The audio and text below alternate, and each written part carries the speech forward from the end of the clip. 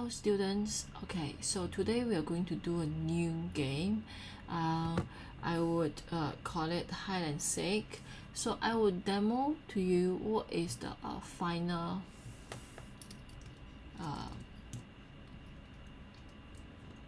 final complete game version. So here, let's go inside.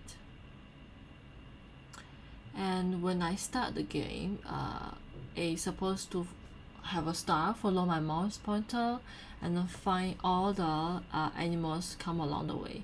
But there's an important element here we're going to learn is how to make the background scrolling and come to the left side and the right side follow into the stage. So let's see the demo here.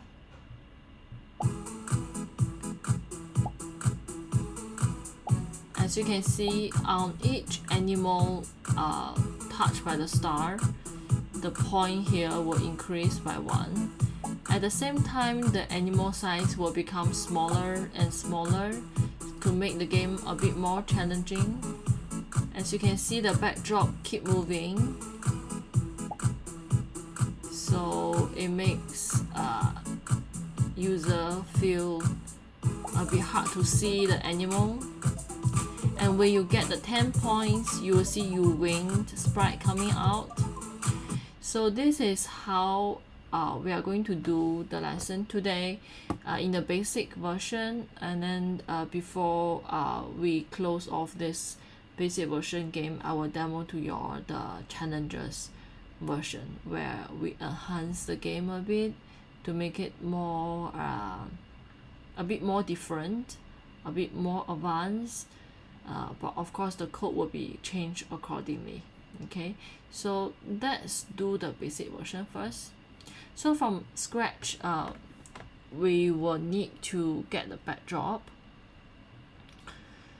I'll choose the wetland backdrop here, and in order to let the backdrop flow from left to right continuously, we need to make this backdrop a sprite so that we can control it the position properly. Alright, as you can see here, backdrop don't have any motion control code over here. That's the reason that we need to convert the backdrop to the sprite itself. Okay, so how to make this backdrop come to the sprite library here? We need to go to the backdrop, right click, export. After that, we're going to our download folders, as you can see over here, and then going to import inside this sprite. Meanwhile, you can of course delete the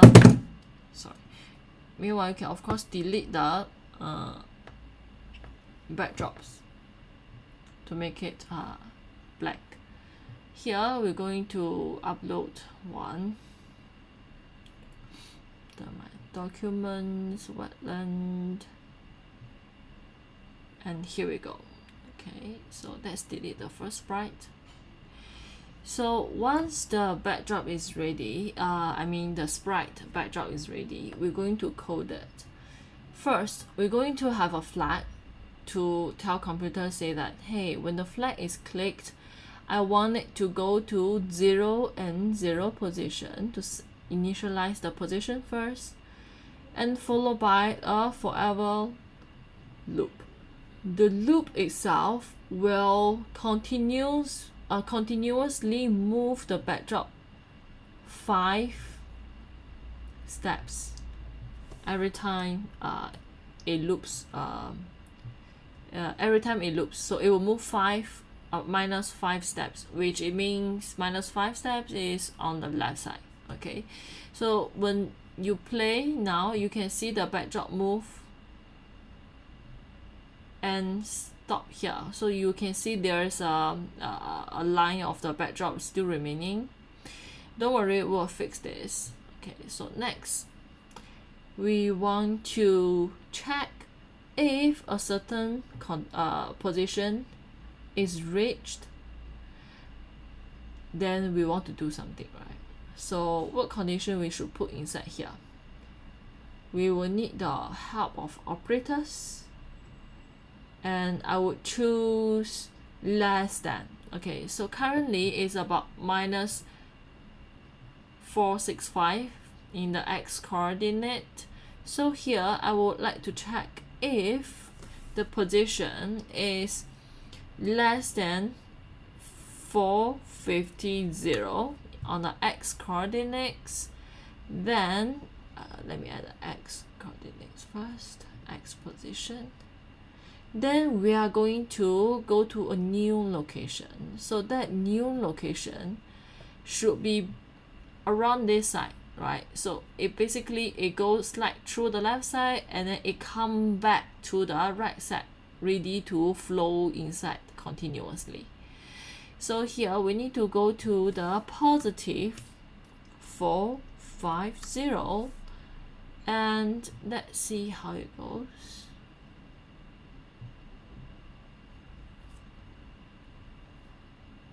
Okay, as you can see, now the backdrop can move continuously from left to right, but there is a white space in between that we should tackle this problem. So how to do this? Basically, we just need to duplicate this backdrop. My duplicate button a bit not working. Okay, so now you duplicate this backdrop with the code, but we need to change the code a bit. So how are we going to change the second backdrop code? First, when the flag is clicked, I want to hide it at the right side. So I don't want it to come to the stage first. I want it to queue behind the right side over here, which we will put positive 450 on the x coordinates. Then we do a forever loop to move the -5 steps away. Let's check. Yeah, so it covers up the white space. But as you can see here, after it move until the left side corner here, it has the same problem as the first backdrop where it just stuck over here and the first backdrop will continue moving. So this one we will use back the same code from the first backdrop. I separate out the code just to let you see the difference and let you see where's the problem that we need to tackle. Okay, so we need to use back this code and then check if the x position again less than -450. So I don't want it to stuck over here on the left side. I want it to go back to the right side and queue over there. So let's see the effect.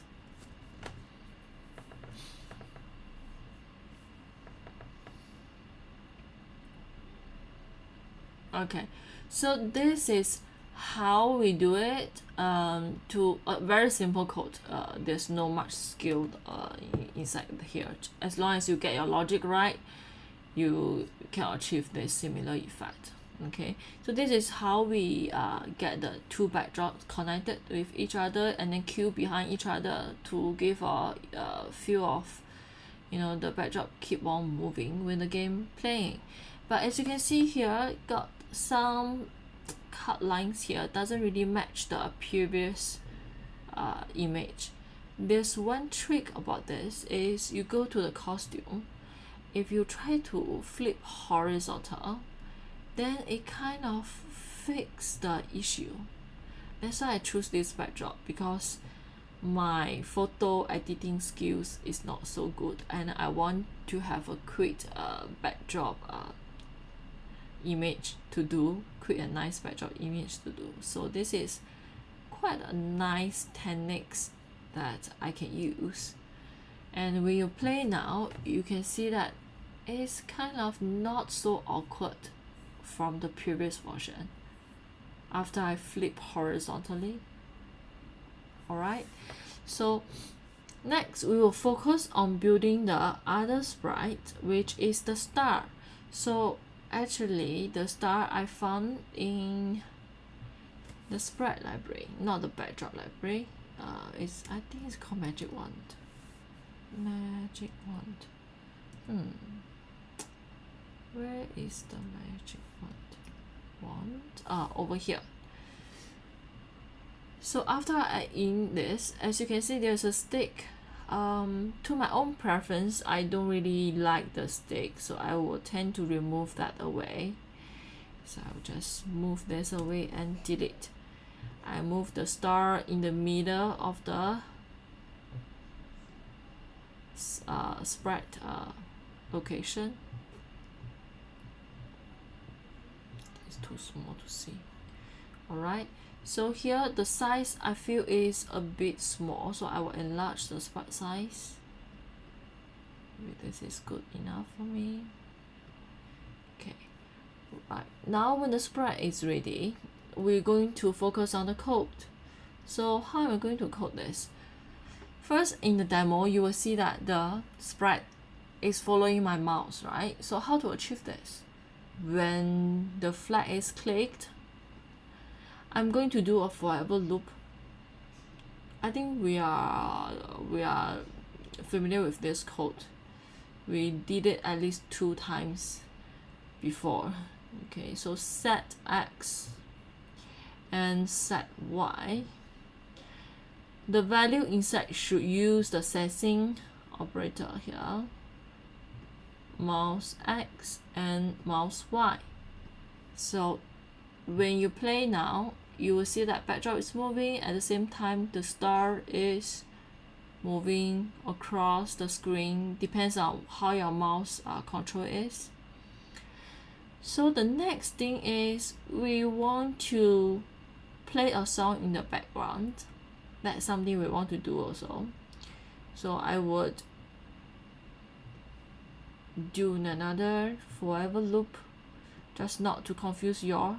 Okay, of course you can add a music inside this forever loop, but it's clearer in the beginner stage to separate out each function, so y'all won't mess up the code and confuse yourself. Okay, now I'm going to play the sound. Which sound? I think I don't have the sound for. I need to go to the sound library and find dancing. Is it dance around? Yeah, it's this one. Okay, so I will add this. I will add in this music, background music, and once I have the background music in the sound library, in the project sound library, then I can use it in my code. Just to take note, for my own student, actually I do notice that they get confused with this library and this library. Okay, so basically this library is the common library in the Scratch that you can import into your project. And this is your project library, which means that whatever is available here and you can use it in the code. Doesn't mean that the common library has all the sound and the code should find the sound in the common library. No, it only able to find the sound in your own project library. So this is something that I want you all to take note. Okay, so if you cannot find the sound in the drop down list over here, do a check over the sound library, your project library. If it's not there, just add it in the Scratch library. Okay, so let's continue to test it.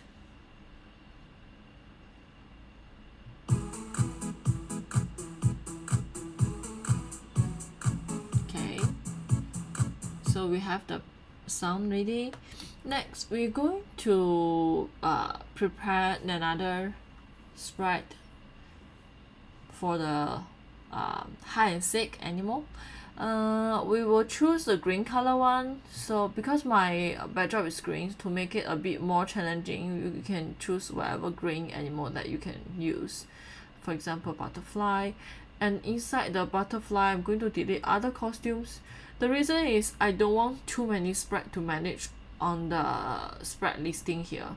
Instead, I just want to have multiple costume attached to this sprite, so that I just need to code for one time and then it should do the work, right? So I will just continue to add the other sprite in the library with green color animals, for example dinosaurs. And give me a moment, let me add in all the necessary costumes. I will do 5 for the demo purpose, but of course you can add more. Dragon. Next one would be frog. Okay, 1 2 3 4 5. All right, so next, since we have the sprite ready, we will now come back to the star sprite and to do the code, because without the catching animal sprite here, we cannot really do the code to detect the touch, because there's no sprite for me to select and touch and react accordingly. Okay, so I will do another flag indication. So when the flag is clicked, I'm going to do a forever check, forever loop, looping what instructions inside, looping the wait until. I'm going to continuous check that am I touching something. Wait until I touch dinosaur and then touching block. So this is the moment that we need to select the butterfly one, which is the name of this animal sprite, because without adding this sprite we can't really select in the list over here. So let's select this. I'm going to change the score. So there's no variable called points. Of course you can use this default one, my variable, but I want to name my things properly, so I will create a variable myself, and this variable is available for all the sprite. And now I'm going to change points by 1 and start the sound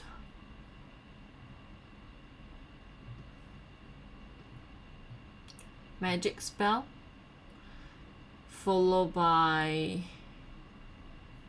broadcasting a message.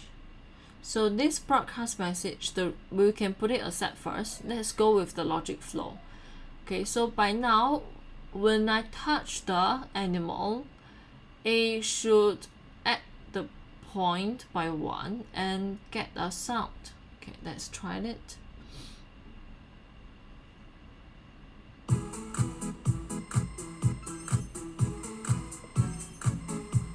Okay, but there's something that we need to edit. Let's try to, since we got many costumes, right? We want to go to next costume right here and go to a random location, so you won't see the magic spell sound. They continue, repeat the sound. We don't want to have such effect, so we will need to go to random position to go away from the star. Okay, here we go, and let's test again. Okay, so this, as you can see, we have quite fun effect. The star is flying everywhere. These two codes should go to the animal one. Okay, so that you won't have the effect that the star itself is changing costume and fly everywhere. So we definitely, now you can see the usage of broadcast a message to the animal over here. Yeah, so let's create a message. Name hunt success. Okay.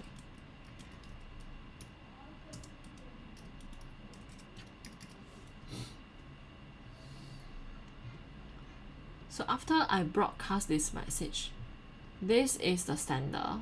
Who is the receiver? The animal is the receiver here. So when I receive hung success, I'm going to change to next costume and go to a random position, and let's try it, see whether we got more code to improve.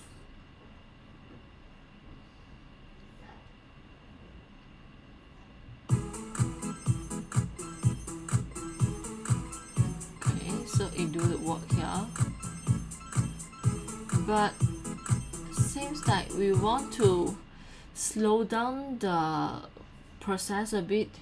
So I'm going to go to random location and I'm going to wait 1 second.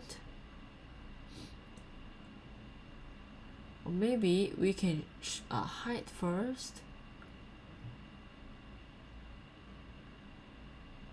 Where's hide? Oh, here. Maybe I want to hide first.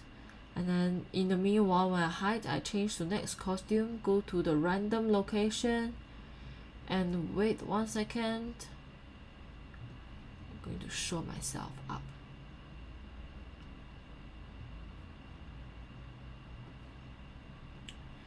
Okay, let's see. Now the process is a bit slow, so it won't be so fast. Okay. Right, so this is what we do so far, but here are some problems. First, as you can see, the score is 1, 2, 5. If I play again, it continues with 1 to 5. The reason is, if you don't reset your score when the flag is played, then other users will continue with the previous player's score, which is a bit it's a bit annoying because you tend to play from the other player's score, which is usually not in the case in the game development. So we need to reset the score. Go to variable block, set points to 0 when the flag is clicked. And now it should do the work.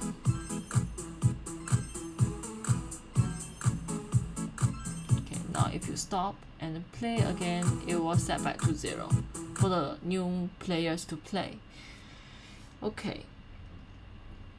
Next, we need to add one more code, meaning that when I change to next costume, I also want to reduce the size a little bit, so to make the game more challenging.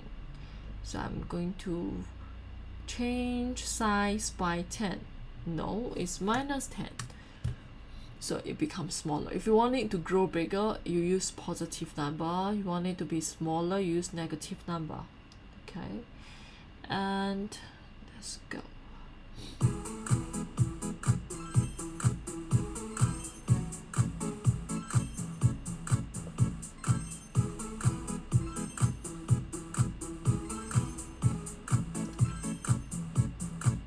It indeed become more smaller. Where is it? Oh, it's over here. It's over here. Okay, it's so small. It's very hard to see now. Okay. Right, the butterfly is over here, if you can see. Okay, so now the game is a bit fun, but we need one more sprite to tell user when the game should be end. So here we're going to create one sprite, say wing sprite, and here we're going to write a text, say wing, change the font to a bit greenish and enlarge it, change the font family to marker. Alright, so now we're going to code the wing sprite. We need to hide the wing sprite, right? We don't want the wing sprite to show when the game just started, so we want it to just show when the condition is met. Right.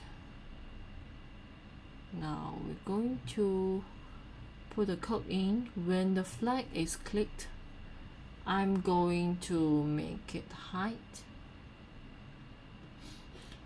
And when does it come out? When a certain condition is met and a message is broadcast from the start.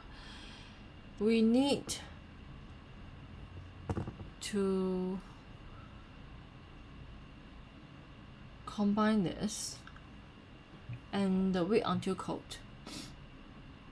So here, instead of broadcast uwing here, we're going to put this inside uwing.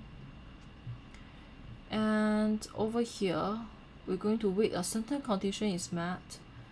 Then we're going to show and broadcast uwing. So uwing message won't be wasted. We will try to hide all the sprite after we win the game to end all the other effects. Okay. 1, 2, 3, 4, 5, 6, 7, 8, 9, 10. Okay, so I think by now we have already finished the basic version. Of course, you can add more music effect when you win the game. You want to change to another effect, music background also can. But that's not our important point here. So I will show you what is our enhancement, the challenges effect. Okay, so this I will close up the basic version of this hide and seek game, and let's go to look at the challenges. So the challenges version is a little bit different. All the other settings is the same. It's just that when I play the game, it doesn't follow, the star doesn't follow my mouse. Instead, it follow the keyboard up and down. And as you can see, the backdrop will stop if the star try to go by. Okay. And if you go to the right side, the backdrop will scroll. If you try to go back, the backdrop will stop. So this will be more like a working effect in your game. Alright.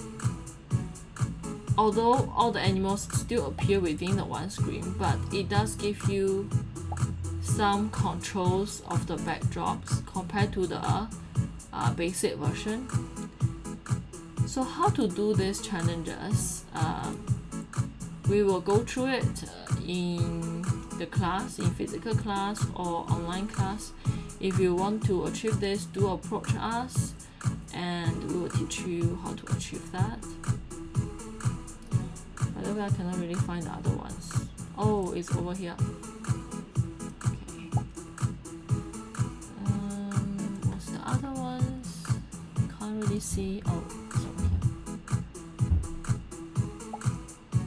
So in this way, the backdrop is more interactive compared to the previous version. And you can see when the uwing sprite come out, the other music is played. So that is part of the challenges also. Alright. So yeah, I will see you next lesson for catching game. Okay, so we will go through the catching game together, the basic version together, and try to do the challenges on your own. I will list out the challenges accordingly. Okay.